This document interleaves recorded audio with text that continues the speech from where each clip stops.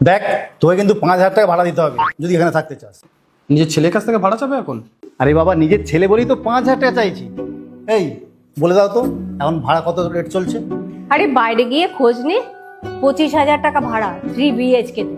আর তোর বিশ্বাস না হলে তুই যা খোঁজ নে।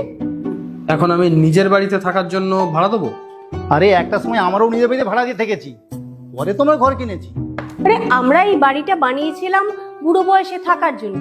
আমরা কি করে জানবো তুই এই বাড়িটা দখল করে নিবি? আচ্ছা একটা কথা বলো, তোমরা দুজনে কার কাছ থেকে আর কি শিখে এসেছো বলো তো? এই, আমরা কারো কাছ থেকে কিচ্ছু শিখে আসিনি। তুই 5,000 টাকা দিবি কিনা বল। যদি না দিতে পারিস তাহলে অন্য লোক আছে আমার, সে 15,000 টাকা দেবে। তাহলে আমি কোথায় থাকবো? হ্যাঁ, এটা তুই ঠিক বলেছিস।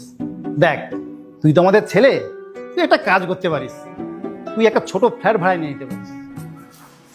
শোনো, বাবা তো ঠিক কথাই বলছে, ভুল কোথায় বললো? তুমি আমার দলে না বাবার দলে? বাবার।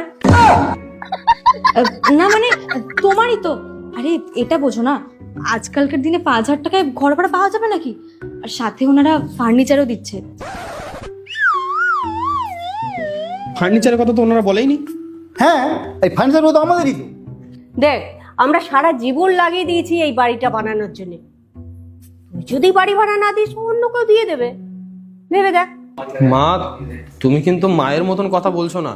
আচ্ছা একটা কথা বলতো, কোথায় এমন লেখা আছে যে বাবা মা সারা জীবন তার ছেলেকে ফ্রিতে সবকিছু দেবে? আর লেখাও বা যদি কোথাও থাকে, আমরা পড়িনি।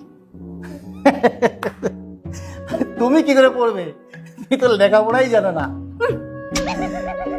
হ্যালোকে বলে হালু, HALLOW। একবার জানিস, ফোন এসেছিল, উনি কি করেছে, হ্যালো না বলে হ্যালো জ্যোতিষ স্কিপিং। আরে তুমি কি লাফাচ্ছিলে? তুমি তো কথা বলছিলে, তাহলে ওটা স্কিপিং হবে না, ওটা হবে স্পিকিং। বাবা, ঘর ভাড়াটা। হ্যাঁ বল, তুই 5,000 টাকা ভাড়া দিবি না দিবি না? বাবা, যদি পয়সার দরকার ছিল তেমনি চেয়ে নিতে, এভাবে পর করে দেওয়ার কি দরকার ছিল? হ্যাঁ দরকার ছিল, কারণ আমরা অনেক কষ্ট আর পরিশ্রম করে এই ঘরটা বানিয়েছি।